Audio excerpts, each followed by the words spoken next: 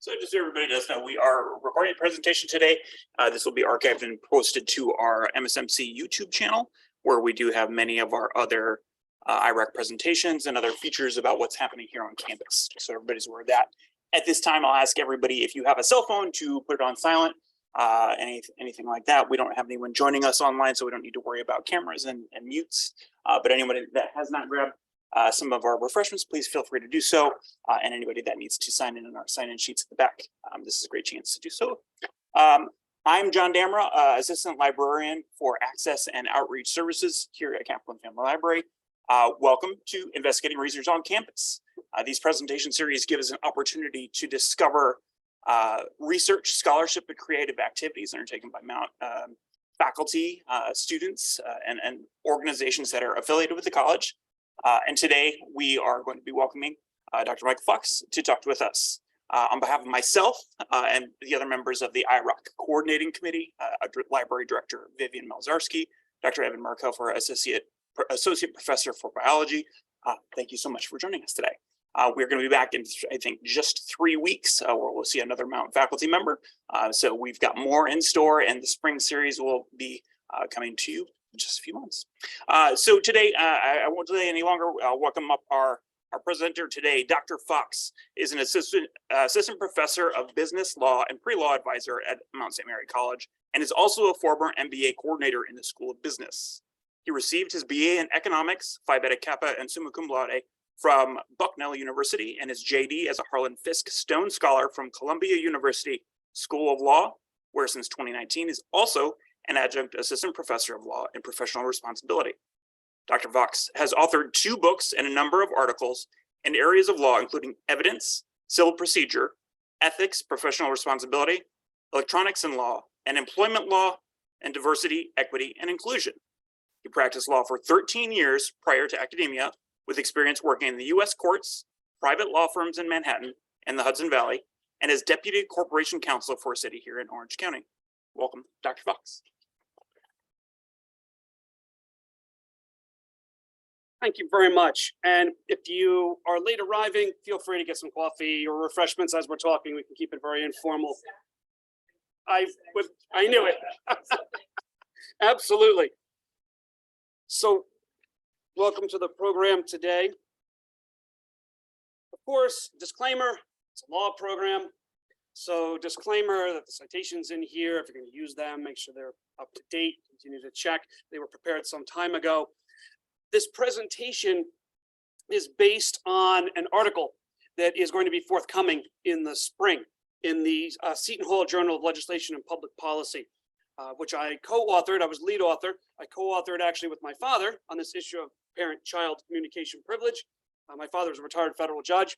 He's here with us today, but wanted to give you that information. That is the basis. The research for this is the basis for this presentation. Let's begin. Before we start to name privileges that we're aware of, there are 2 quotes that I really like that I think lead this off really well. The first one is from G.K. Chesterton. The family is the test of freedom, because the family is the only thing that the free man makes for himself and by himself. And the second quote from Pope John Paul II, as the family goes, so goes the nation, and so goes the whole world in which we live. And I think those are both apropos for what we're going to talk about today. Hopefully this mic picks me up as I move a little bit. I know I can't move too much because that camera's there. So to begin, privileges. Privileges in law are provisions in usually evidentiary law that enables an individual to say, I will not testify. I will not provide information because the information that I know is protected. Protected by what? Protected by one of these special relationships that we acknowledge and recognize in law. So how many privileges are you aware of? Are you aware of any? 3. Okay, so name one. Priest penitent. Priest penitent privilege is one. Right? Priest penitent privilege. Now often called the clergy penitent. Started out as priest penitent. How about any others? Before I come back here, I'm not going to put you on the spot yet. Okay.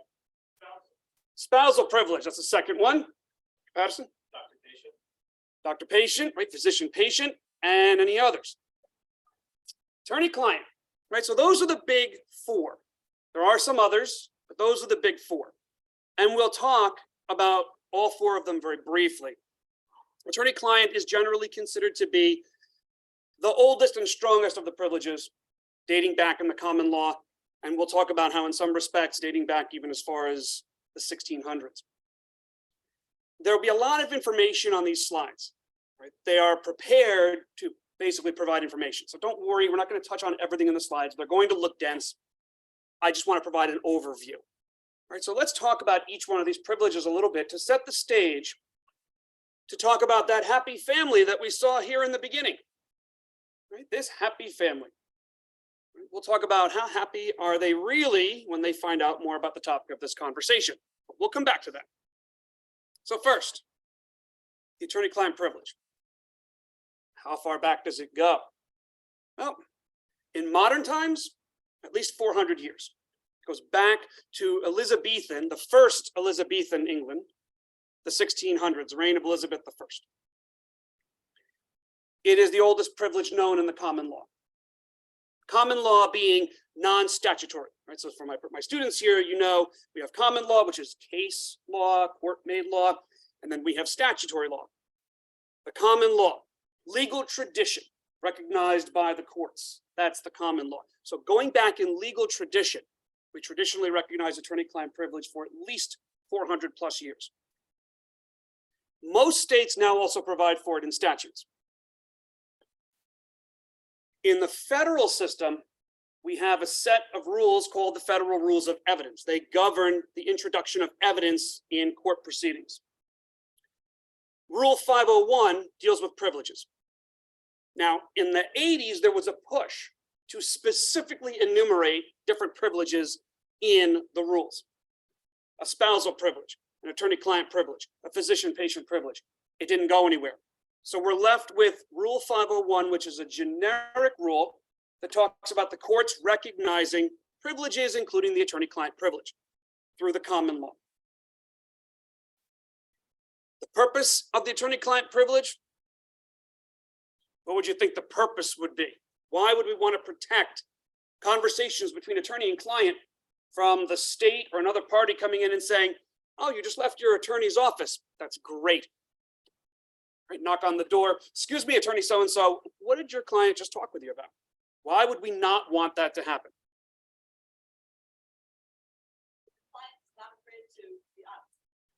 Exactly. So the client's not afraid to be honest, so that we have a full and frank discussion between attorney and client without fear of the state or another party reaching in and getting information. And so this is a quote from one of the cases. Attorney-client privilege is the cornerstone of our legal system. Encourage full and frank communication between attorneys and their clients without fear of it being discoverable later. But here's what you need. You need a communication that's between the client and the attorney in confidence, meaning no one else is around. There's no one else sitting there. And for the purpose of obtaining or providing legal assistance for the client. Legal assistance. If the client is there for business advice, that is not protected.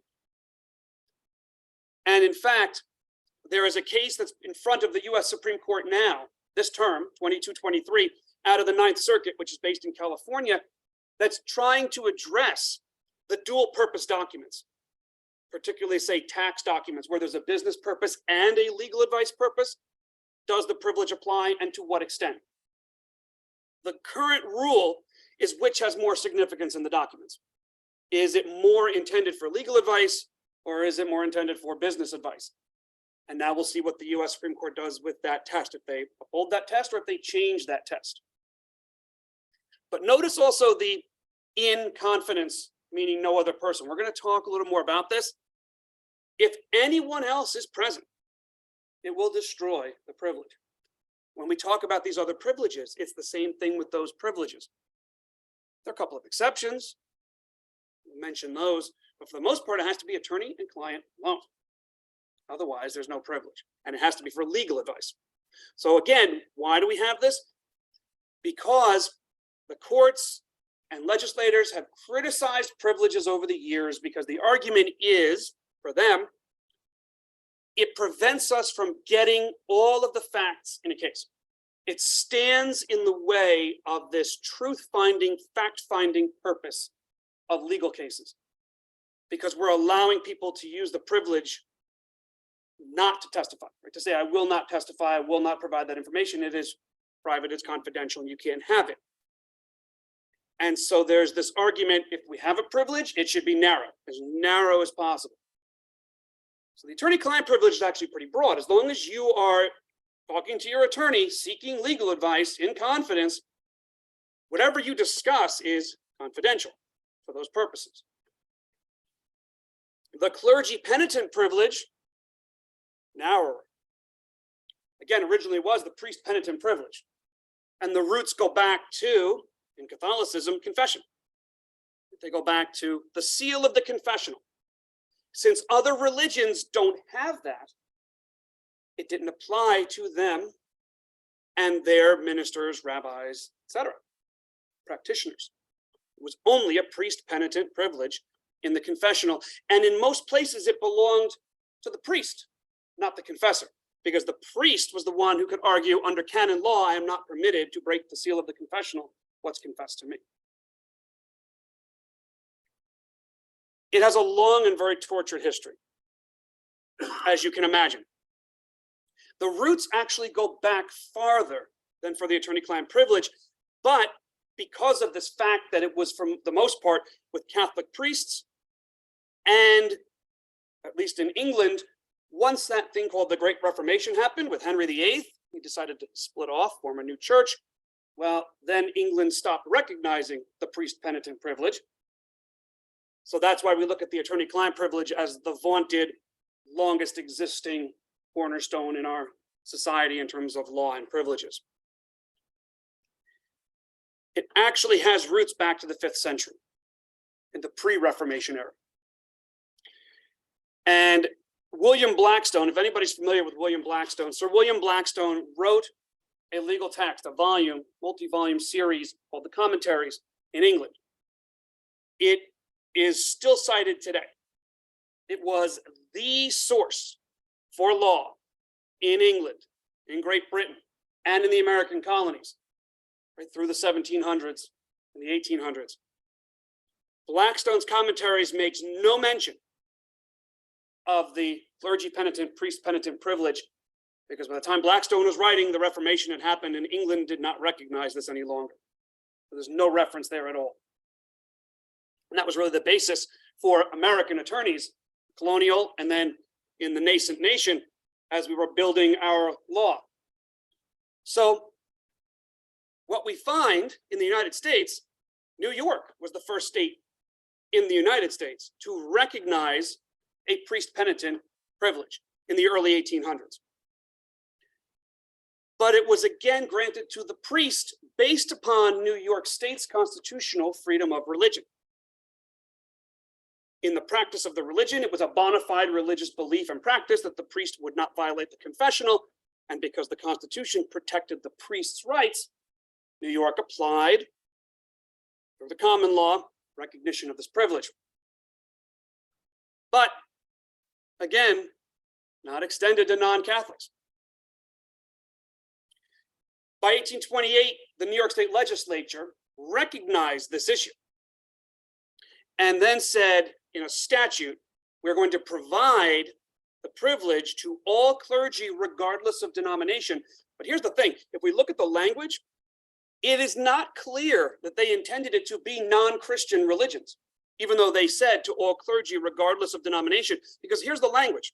No minister of the gospel or priest of any denomination whatsoever shall be allowed to disclose any confessions made to him in his professional character, right? Still a hymn, 1828, in the course of discipline enjoined by the rules or practice of such denomination. But if we say no minister of the gospel, well, then we don't have Muslims, we don't have Jews, we don't have Buddhists, we don't have any other non-Christian group or priest of any denomination.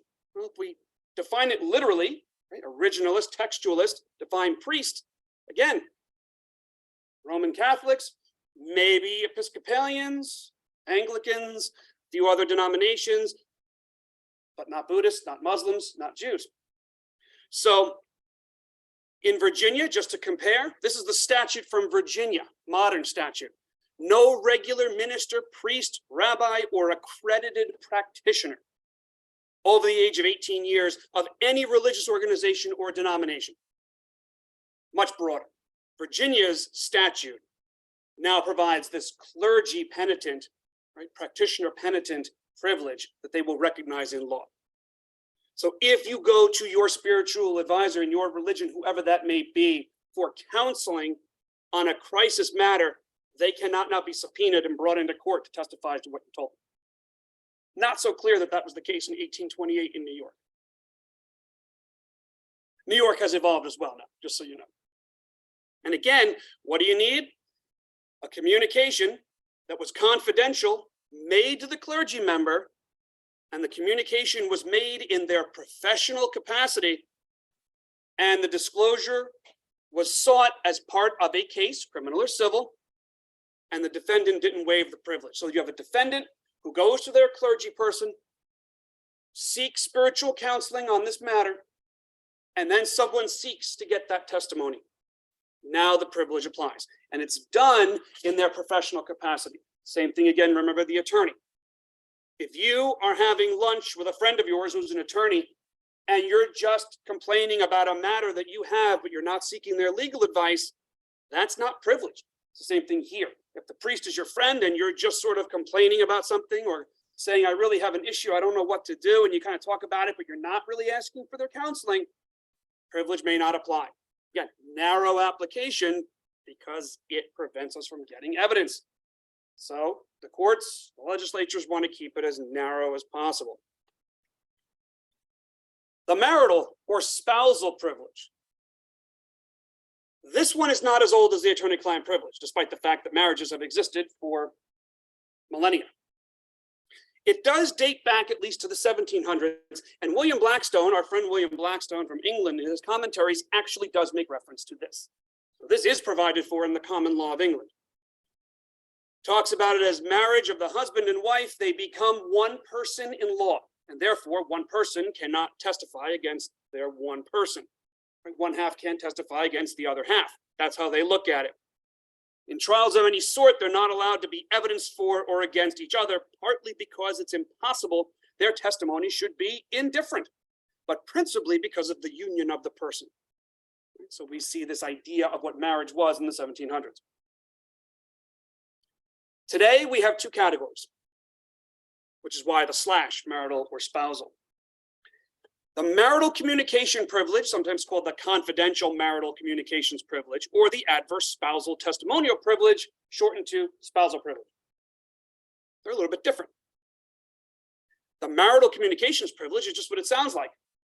It prohibits one spouse from being compelled to testify against the other spouse concerning communications within or during the marriage. It does not apply to premarital or post-marital, if there's a divorce, communications. You need a valid existing marriage within which those communications took place. The spousal privilege prohibits compelling one spouse to testify against the other while they're still married. So this one is just, we're spouses and I will not testify against my spouse. You can't compel me to do so. Again, you need a valid marriage in order for this one to apply. Some states only have one or the other.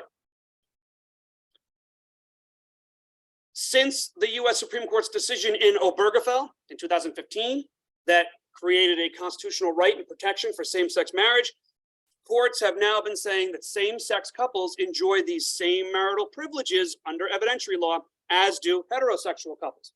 And we've got a couple of cases that have extended this, one in the Northern District of Georgia, a federal trial court in 2020. Okay, so now the privilege applies in marriage, regardless of the two people in the marriage, as long as they are legally married. But in, one would say, maybe a recognition or a questioning of how the legislature or the courts feel about marriage, New Mexico had a series of decisions recently where the court, the Supreme Court of New Mexico, eliminated recognition of the spousal privilege. because they said it had outlived its usefulness. They reheard it. In the meantime, they had a change in the Chief Justice. The second Chief Justice, this is State versus Gutierrez, the second Chief Justice said, we shouldn't be moving this quickly on eliminating a privilege. So the court reinstated the privilege and then referred it to the rulemaking body to determine, has it outlived its usefulness? It's the first time in a while that we've seen a jurisdiction actually say, we don't need this privilege anymore. And if they eliminated that, spouses could be compelled to testify against each other, even though they're married. And again, I think it's just interesting. They think it outlived its usefulness. Well, has marriage outlived its usefulness? Right, it's an interesting question. What is their view on marriage? The physician-therapist privilege. This is generally statutory. We don't have a tradition of this in the common law. This is not an ancient privilege. We generally find this like in Nebraska, they recognize, and in Iowa, in the statutes, the physician-patient privilege promotes free and full communication between a patient and their doctor, so that the doctor will have the information necessary to competently diagnose and treat the patient. What do you need? Relationship of physician and patient. Acquisition of information during the relationship. You're actually seeing the doctor for medical treatment of a condition. And then the necessity and propriety of the information so the physician can properly and skillfully treat the patient. So all of these are taking place in the professional roles of these individuals, for physician, for attorney, for clergy. For spouses, you have to be spouses. You have to be actually married, legally recognized, in order for these privileges to apply.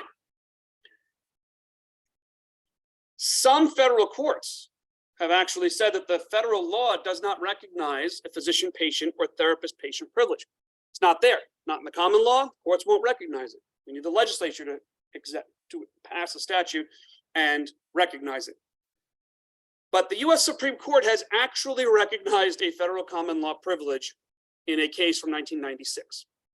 It's one of the landmark cases in the privilege area, Jaffe versus Redmond, where we could see it over and over again. So we have a split amongst the courts. Do they see it? Do they recognize it? It's a very narrow privilege for physician-patient, and by and large, it has to be in statute. Very few courts are recognizing it as part of the common law. It wasn't there. It doesn't have a long history like attorney-client, clergy-penitent, even spousal. It doesn't go back hundreds of years.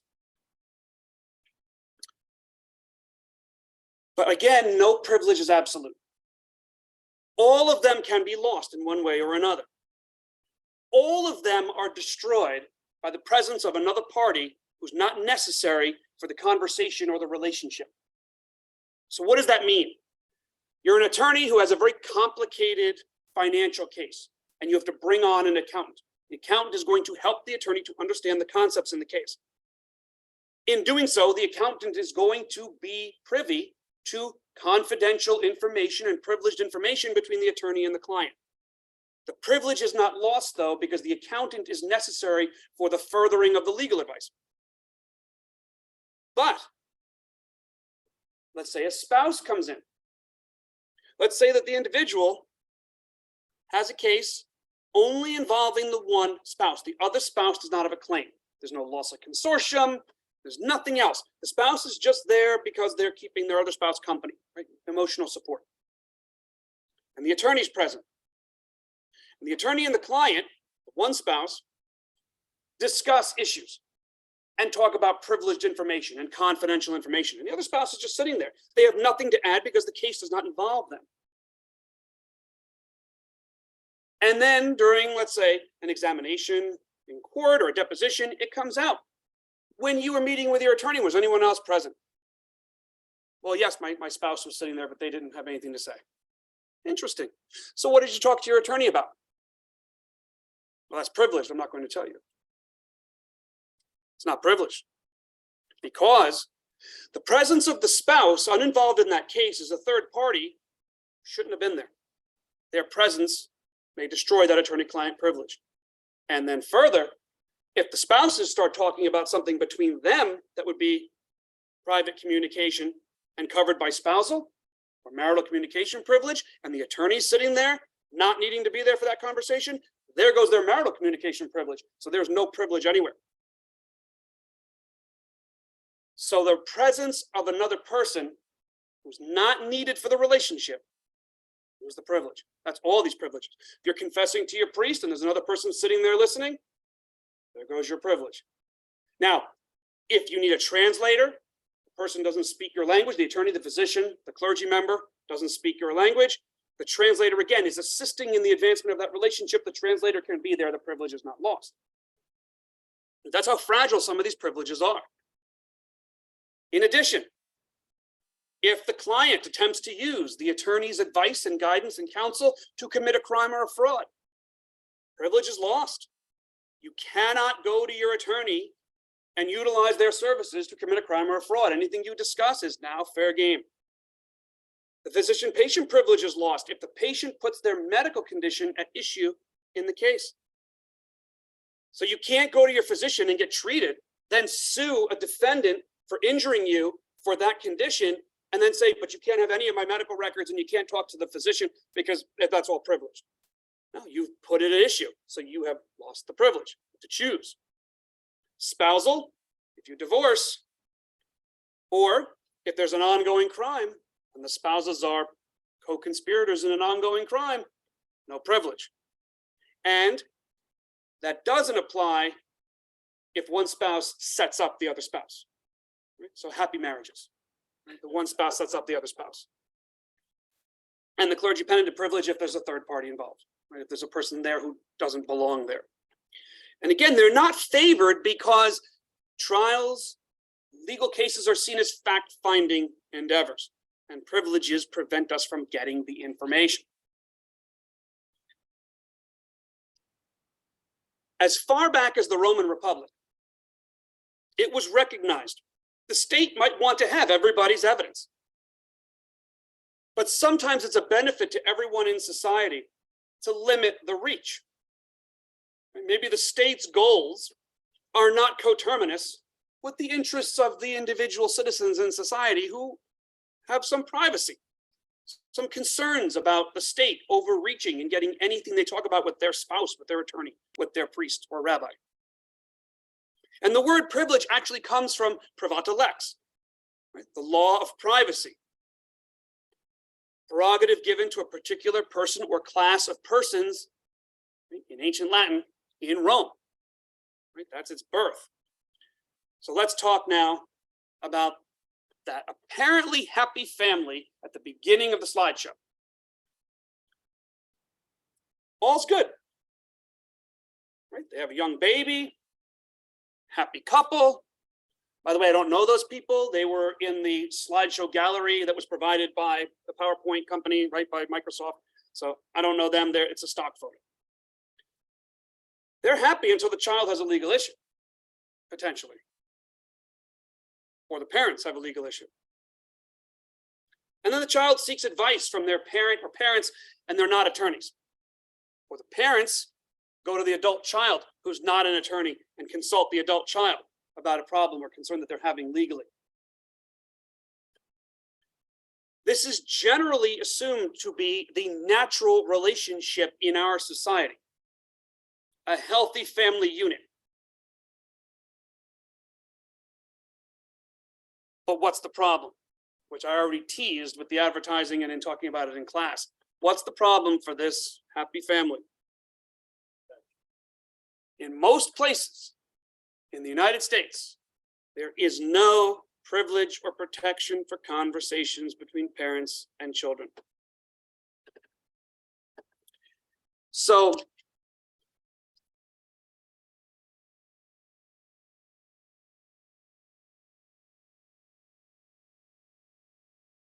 the parent or the child could be compelled to testify against the other concerning what they confided in their parent or their child. Any exceptions if one of them is an attorney. If the child goes to their parent or parents and they're both attorneys, or goes to the one parent, parent's an attorney, okay, but that's attorney-client privilege. That's not because they're the parent, it's the attorney-client privilege. A few states have provided some protection, but it is narrow and it has been highly criticized. So some states that have provided protection. New York State, we have provided some protection in our case law for parents and children. So you can breathe a little easier in this room, right? We are in New York State. And if you go about 40 miles that way, Connecticut, we'll talk about them. They have some protection also in their case law, very limited, very limited. New York's is not statutory though. The legislature has not acted to create a parent-child privilege. This is case law, court decisions that have recognized some protection. The application of A&M, this is a fourth department case, an appellate division case in New York from 1978. They could see the foundation for a parent-child privilege under New York law, but then they deferred to the legislature. And they said there was a constitutional recognition of intrafamilial privacy from the Constitution, protecting it from state intrusion. But it did not permit the wholesale quashing of a grand jury subpoena that was issued to the parents. Instead, what they said is, we can see the basis for a parent-child privilege here through constitutional intrafamilial privacy, but that is not a parent-child privilege. So you can't quash the subpoena. You have to go and appear before the grand jury in the case in which your child is under investigation. But you can then, as each question is asked, assert a protection of privacy under the Constitution. But for an actual privilege that would permit you to simply quash the subpoena and say, I'm not going, you can't compel me, legislature has to act on that. Legislature never did. But then, a year later, in Westchester County, we have People versus Fitzgerald. This court, trial court, so unfortunately, there's no precedent, right? Trial courts, there's no precedent in their decisions. They don't bind anyone else, including themselves. The next case, the judge could have said, I was wrong. I'm reversing my last decision. There's no precedent here. But the trial court recognized affirmatively and said, in New York, we have a parent-child privilege. They had the basis for one. And they even went further and said it shouldn't just apply to minor children. There's no magic in turning 18 at midnight on your birthday. So even if you're an older person who's talking to your parents, that should still apply because of this protection for families. Then the Court of Appeals of New York, our highest court in this state, in 1994, limited Fitzgerald.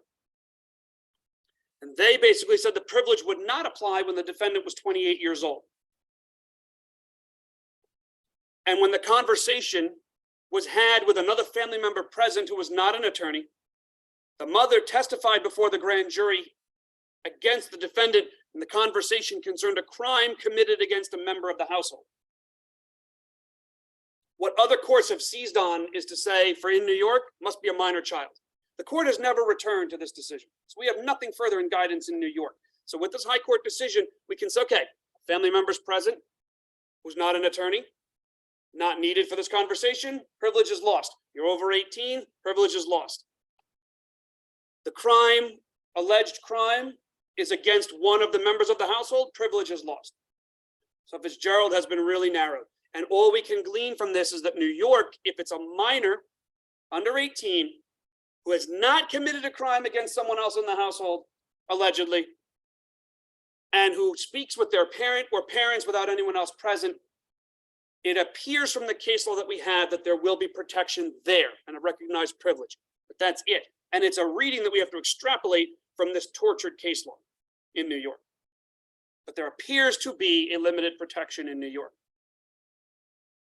Certainly not as clear as attorney-client, right? Or clergy-penitent, right? Those are clear. We don't have to read this tortured history. They're just there. For families, parents and children, not there. Idaho has a statute, but in Idaho, the privilege only concerns minor children and their parent or ward or guardian. That's it, for minor children. And it's a one-way statute. Parents talking to their children, not protected. It's the children confiding in the parents and their minors. But that's Idaho. They have an actual statute that they have created. Massachusetts has a statute, but the problem with Massachusetts is that the statute section is contained right next to the spousal privilege. And when a court in Massachusetts read the two sections, the court said the spousal is a privilege. The parent-child is a witness disqualification statute. So what does that mean? It means that the spouses have a privilege to refuse to testify against each other. A parent and a child, under certain conditions, will be disqualified from testifying, but it's not an absolute privilege. It's not an absolute right to refuse to testify because of the protection. And they got that just from looking at the wording of the two sections of the statute. The legislature created them both and used different language. So the Massachusetts courts have said it's close, but it's not a privilege, but the spousal is. Minnesota has a one-way privilege, but in Minnesota's language, it's parents. It's not wards and guardians. It's not adoptive grandparent. It's parent and child, and it's a one-way privilege. The minor child communicates and confides in the parent. Colorado and Washington. Colorado, the law appears to provide for a limited parent-child privilege for communications between the parent and the child when another individual is there who already has their own privilege. So if the parent and the child are present for a communication and their physician is also there or their attorney is also there, and the entire conversation concerns the matter that's under investigation or the matter at hand in a civil case, then the communication is privileged. They cannot be compelled to testify about what it was that they discussed in the presence of that other individual, because they already have a privilege. What the case law has not expanded on is, okay, so a parent and a child decide to have a conversation, bring the attorney in, just have them sit there. That's not going to carry the day, right? Any more than you have a communication on email, so you just CC your attorney, just so that they're there. That does not get privilege either. Washington, the state of Washington, has a similar provision. A parent or guardian of a minor child arrested on a criminal charge may not be examined as to a communication between the child and his or her attorney if the communication was made in the presence of the parent or guardian. So all it does is expand that bubble so that now if the parent is present while the child's talking to the attorney, no issue. Right? And we'll talk in a minute about why that might be. Connecticut, a little bit down the road there, they enacted legislation that impacts on a child or parent's right to refuse to testify in certain proceedings. But when we look at the language, it looks very similar to Massachusetts. It's a disqualification statute. It's not a privilege. It does not provide an explicit privilege. It's weakly worded. And I only mention California here because California has a specific provision that says in their evidence rules for juvenile proceedings, in the absence of a statute, there is no parent-child privilege in juvenile court proceedings analogous to the attorney-client bar to disclosure of confidential communications. It doesn't get clearer than that. California thus far does not recognize protection for parents and children. Court decisions, the strongest one we've seen in Re Augusto. It's from the federal trial court in Nevada in 1983. It absolutely, unequivocally, and unabashedly said there is a parent-child privilege under federal law. The nature and value of the relationship is considered to be important as an end in itself. But it was a federal trial court. It had no binding presidential authority at all. And no one else has picked up and run with it in the strength that they have. So everyone looks to it, everyone cites to it. Augusto is out there as the shining moment, but it has no binding authority, and no one else is advancing the ball. The court even went back to the Roman Empire. And while a privilege is an exception to the general rule that every man must give his evidence in court, certain ancient societies have recognized this was not always the goal.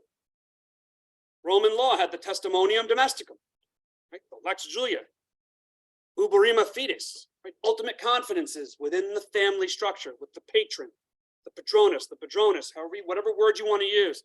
They recognize this protection so that the state, right, way back when, right, the Roman state could not just reach in and get whatever evidence they wanted. They recognize this. And in modern society, in the United States, we don't. And in fact, the Seventh Circuit criticized Augusto heavily in saying there is no privilege. There is no parent-child privilege under federal law. So what do we have? Well, in Connecticut, we have a federal trial court there also that said there's a parent-child privilege, but there it was because of the First Amendment and freedom of religion, because they ruled that an Orthodox Jewish mother could not be compelled to testify against her child because Jewish law said she could not. And therefore, when the two conflicted, the court said under the First Amendment of the Constitution, we cannot compel her to disregard her religious law. How narrow is that? And even there, other courts have criticized it. And they've said it's very narrow. It's not a parent-child privilege. It's a religious deference. So that didn't carry the day, other than in that particular case for that particular religious exercise. The Eastern District of Washington was a mixed ruling. They would not recognize a blanket parent-child privilege. What they said was that parent-child communication privileges are recognized in certain circumstances. Unfortunately, in that case, the court said that the factual showing did not support the privilege. So they basically punted the issue. But they acknowledged and they said, despite Augusto, there is no federal parent-child privilege, just blanket parent-child privilege. And then most other federal courts have held it doesn't exist, and they haven't expanded further, including here in the Second Circuit. We were in the Second Circuit, New York, Connecticut, Vermont. We could say that it appears that the first and primary goal of government and society, the officially stated goal, is the maintenance and preservation and the wholeness of the family unit. But we have this statement: the parent-child relationship is one of basic importance in our society, sheltered by the 14th Amendment against the state's unwarranted usurpation, disregard, or disrespect. Even when blood relations are strained, parents retain a vital interest in preventing the irretrievable destruction of their family. While there is still reason to believe that positive, nurturing parent-child relationships exist, the parent's patriarchal interest favors preservation, not severance of natural familial bonds. The state registers no gain toward its declared goals when it separates children from the custody of fit parents. So we have these lofty statements. We hear over and over again, this is an election year, we hear the invocations of the importance of family, the breakdown of family values, until it comes time for the government to say, well, for communications between parent and child, we'll respect that and we won't reach in there and seek evidence. They won't go that far. So we have some concerns. One of these concerns is misprision of a felony. When you have information about a crime, you don't share that information. Under certain circumstances, if you're affirmatively hiding evidence, it's called misprision of a felony. It's rarely prosecuted, but it's on the books. So then the concern is, well, if we have a parent-child privilege, are we just advancing this idea of skirting misprision of a felony? You can secret information. Well, that is not the privilege that we are proposing in this article. There'd be an exception.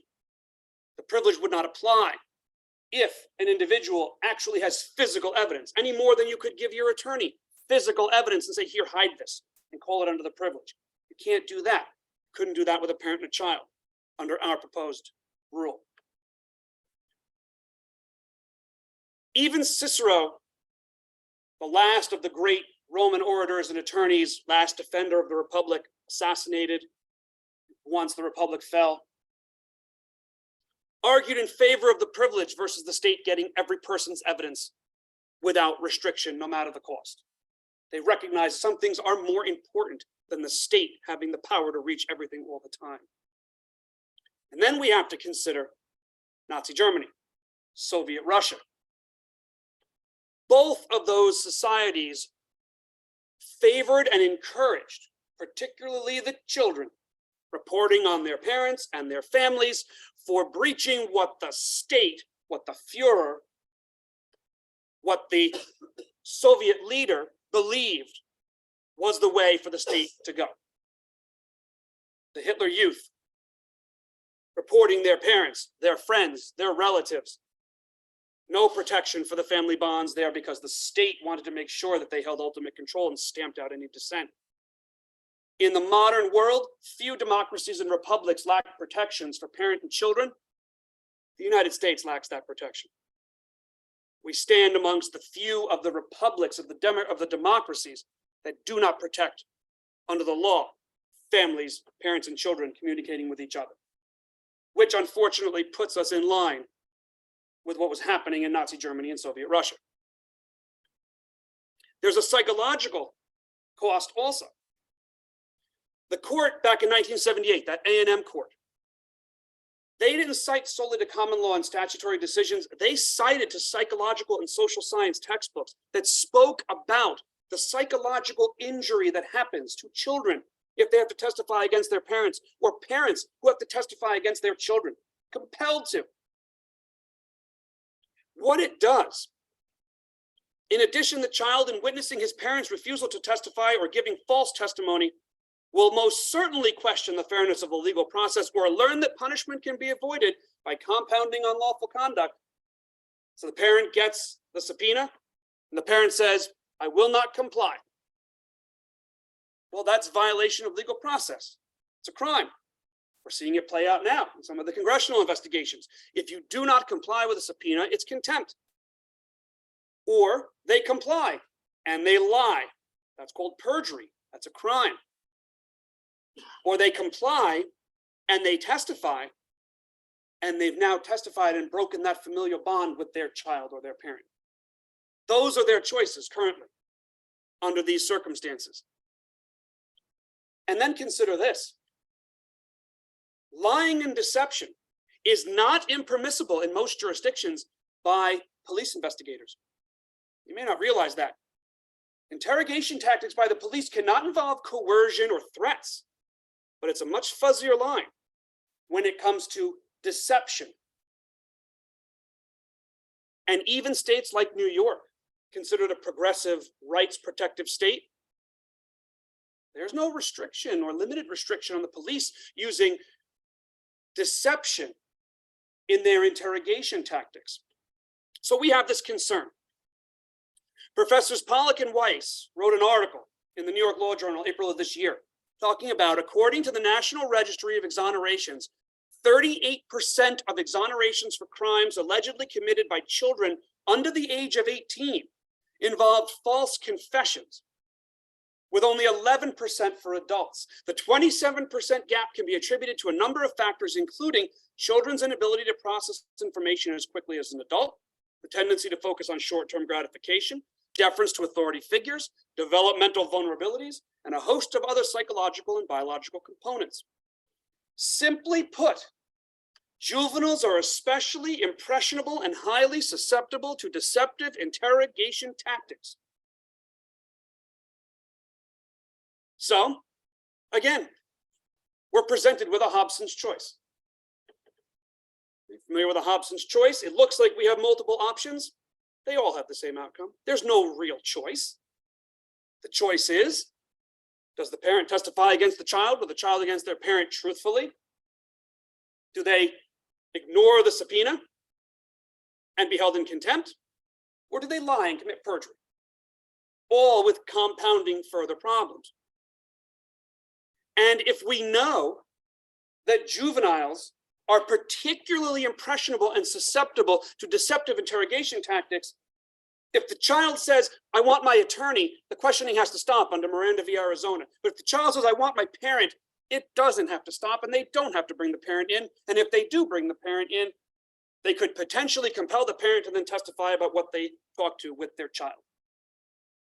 Let that sink in for a minute in the United States of America. And one of the recommendations that Professors Pollack and Weiss had was, this is all the more reason for children to understand their rights and the need for an attorney. Well, how will they understand that if they're at an age where they're not fully developed, but the parents could advise them of that, but they're worried to speak to their parents because they don't want to create a witness for the prosecution? It's an unwinning situation. In Dobbs v. Jackson Women's Health, we know the Supreme Court determined there is no federal constitutional protection for abortion. What it did is said that the states are free to make whatever laws they wish under their statutes, their constitutions, concerning the availability of abortion or the illegality of it. Post-Dobbs, you would think that the United States would then establish a uniform parent-child privilege so that children may confide in their parents and parents in their children when they're facing grave difficulties. If not, If we don't believe the sanctity of family goes that far past compelled birthing, then what exactly is it that we are compelling in the United States?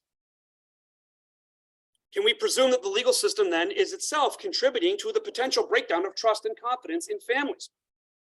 And I think it's something that has to be considered. The answer will be found in what Congress does. So our proposal. We are proposing in this article the creation of a new Federal Rule of Evidence 503, specifically parent-child communication and testimonial privilege. It can be created by Congress or it could be created by the Supreme Court. There is a rulemaking structure where the Supreme Court can create rules and then send them to Congress. And if Congress doesn't act in a certain amount of time, they become the rules. But given the fact that most of the courts have basically said, we will not create privileges, it's up to the legislature to create these privileges, we're aiming specifically at Congress to provide this potential proposed rule for Congress to act on and include in the federal rules of evidence. And then the states can also look to it and adopt it in their state procedures if they wish. What we would argue is that for children and their parents, a clear privilege against being compelled to testify one against the other in any court proceedings, civil or criminal, in any federal court of the United States. And the definition of parent and child would be expanded to include adoptive, grandparent who has the child as a ward, a sibling who has the child as a ward. So it's a court-ordered relationship of parent-child, not simply blood relation.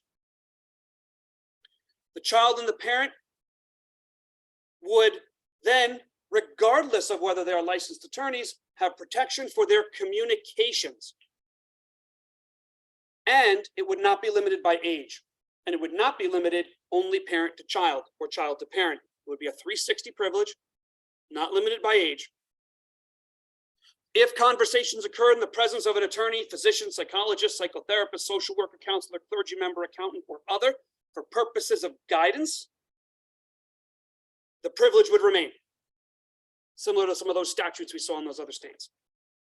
And the privilege would survive death or the end of the parent-child relationship and would be held equally by parent and child so that no one could be compelled to testify against the other. And if one passed away, it would not extinguish and they could continue to hold that privilege to their own grave. What wouldn't be protected, because again, privileges need to be narrowed, we have concerns.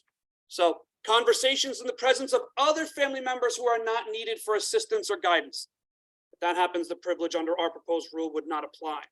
In actions for commitment of a parent or child for mental health, and the subject of the communication is what's at issue in the litigation. If the parent and the child are adverse parties, and the subject of the communication is at issue in the case. If it's a custody, neglect, abuse, emancipation, deprivation, or abandonment proceeding, then the parent or the child shouldn't be able to prevent the other from testifying to evidence in that case. If the parent and the child are both accused of a crime or attempted crime in concert, collusion, conspiracy, and the communication at issue has to do either with the subject matter of the case or the alibi, wouldn't apply. In cases involving domestic or international terrorism, treason, insurrection against the United States, or any governmental subdivision thereof, regardless of whether the incident is within or outside the borders of the United States, the privilege would not apply under our proposed rule. And refusal to testify if the privilege is inapplicable would then be contempt, because you don't have the privilege, but you'd have the privilege for most parental-child communications. So questions on any of this? Anything you want to discuss or ask about? There's one more slide after this, John, just so you know. So, yes.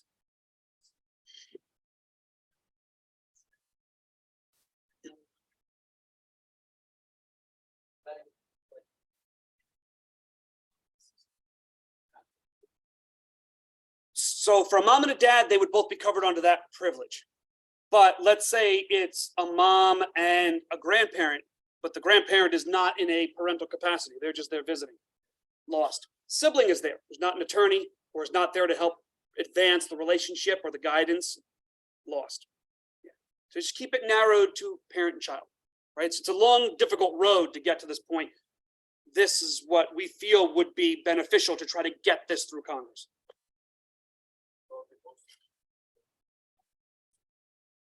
Well, it would be for whenever Congress makes it applicable. So correct. Yeah, so the proposal would be by the time this article is actually published, it will be spring, it'll be 2023. So that is what the model says on it, the act for 2023. If a member of Congress, if a member of the House or Senate actually introduces it, or if it's introduced in any of the states, the state assembly and Senate here in New York, it would bear whatever year they actually introduce it and whatever year it passes. You say that Congress never holds Now, if Congress doesn't act, and if the Supreme Court won't pick this up and act either, then we have the same condition we have right now. Unless some of the courts start to acknowledge it, the situation that we have is what I described before the proposal. Yep.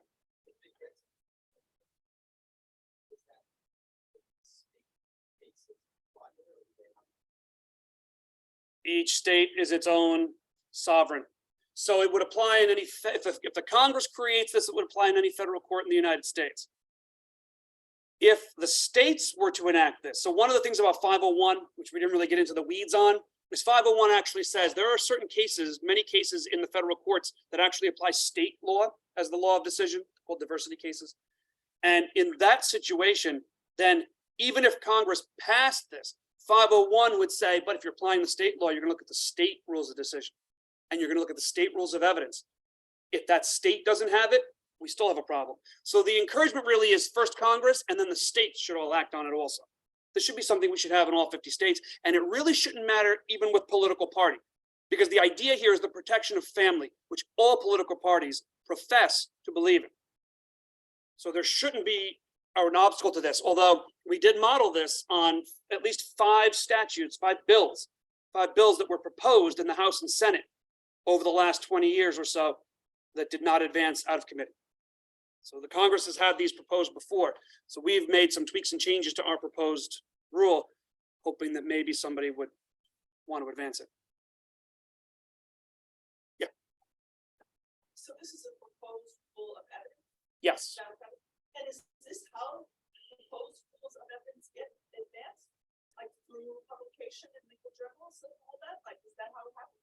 It could. There are many different ways for it to be advanced. Ultimately, it would have to be introduced by a member of Congress, member of the House or the Senate, or a member of the state assembly, or a member of the state Senate. A member of the House has to introduce it in order for it to actually be considered. And how they get their information and how they get their influence could be a publication. It could be lobbying efforts. It could be that you have newspaper articles. It could be news stories. So it's common then to this kind of Yes. and obviously reading these things is something to catch someone's eye and Yes. say this is a good idea. Yeah. Well, that's interesting. I had no idea how that was a way to put something like this forward. It is, or it could be proposed within the Judicial Conference of the United States. If the U.S. Supreme Court decides to exercise its rulemaking authority under the statutes, create the rule, and then send it to Congress to decide or take no action, and it becomes a rule, the court through the Judicial Conference, someone brings it forward there. They have working groups, they have committees that might bring it forward. The 27th Amendment to the Constitution that prohibits Congress from giving itself a raise, an intervening election has to happen. That was originally in the original Bill of Rights. There were 12 amendments proposed, 10 passed. That was one of them, never passed until in the 1990s, a student doing a project discovered this and decided that would be a really good rule for Congress and wrote a paper on it, did further studies, started to advocate for it, got the Congress to propose it. Congress passed the amendment, it went to the states, they ratified it, all from a student project after 200 plus years. So there are many ways. The next thing on your calendar is you're taking a sabbatical and your dad to Washington to lobby. Not sure about that, Barbara, but thanks. I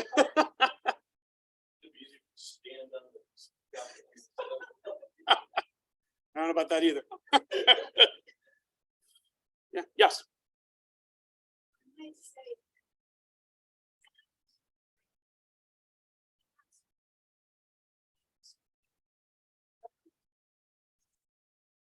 I just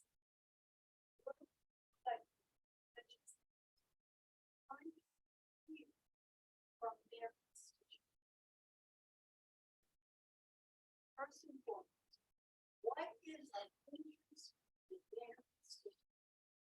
What is the issue? What is the issue? How do you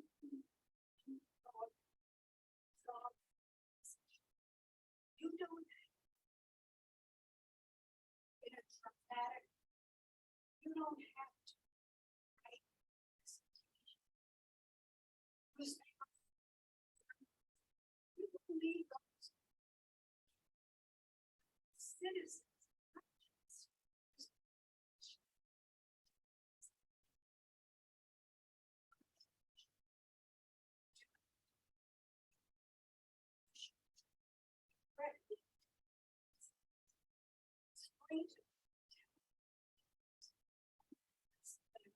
Respond to how they feel.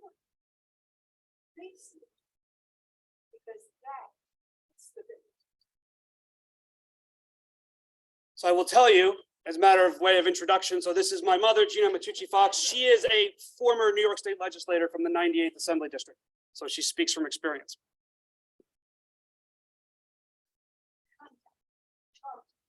Don't ever find an image. Right? Hold their office. Go to where they are having public teachings, public attendance. Speak to them about it. Raise the issue for them. Go to their staff. And encourage other students at this college to do the same thing. And to encourage other people in the community. If you belong to organization, every citizen has a right to voice his or her position on issues to their elected officials. Don't ever accept that you cannot speak to your elected official or address your elected official or write to them, expect you have that. And vote. Vote. Become informed. Vote. Very, very. Be heard. Represent your generation.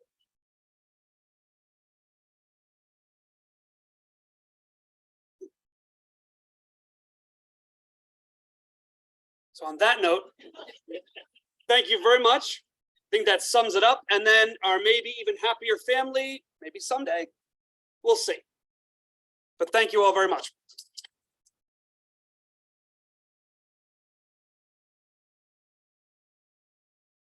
Thank you, everybody, for attending today. Please stop and grab some of our refreshments on your way out. We do have another iROC presentation just in 3 weeks, November 17th. Tony Scardillo will be in here talking about SEO and you. So we look forward to having you here. Thank you, everybody, for attending and have a wonderful day. Thank you.